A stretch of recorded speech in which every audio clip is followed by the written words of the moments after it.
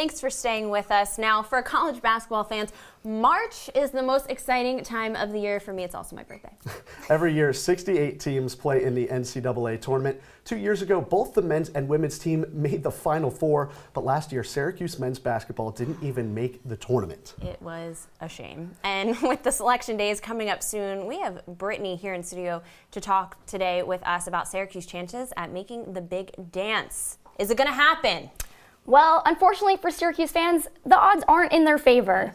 It's just like the Hunger Games. I wanted to hear. Syracuse currently doesn't have any top wins, and it's not looking great. They can make a run in the ACC tournament, but it's very unlikely. So right now, I wouldn't put your money on Syracuse. Okay. It's been a really tough season for the men's team. What happened this year? There's no depth on this team. Early in the season, they had Torian Thompson leave. He went to Seton Hall. Then they had Geno Thorpe leave.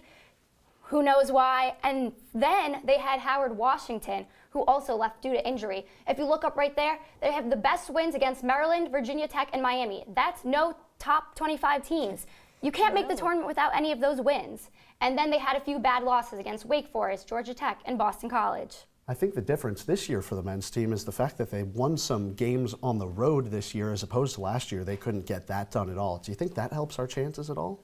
Well, last year, as you mentioned, they didn't get those normal wins that a Syracuse team should be getting. Right. But again, no top wins. It's not looking great for Syracuse. Okay, so moving into women's basketball, what are the chances there?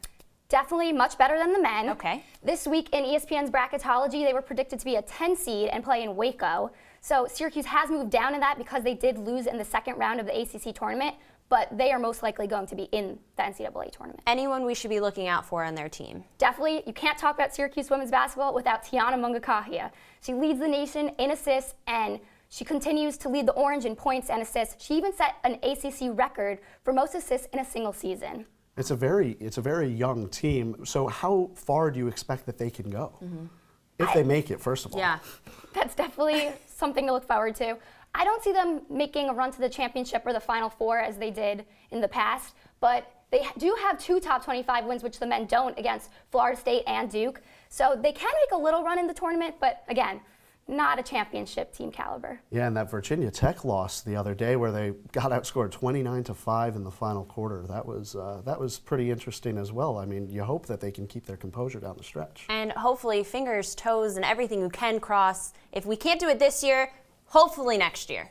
Yeah, head coach Quentin Hillsman always talks about how excited he is for next year. He has a bunch of top 5-star recruits sitting on the bench currently, and he's very excited for them. And Coach Boeheim also has a lot of recruits coming in next year for the men's team. Thank you so much, Brittany. Thank you. We really appreciate it.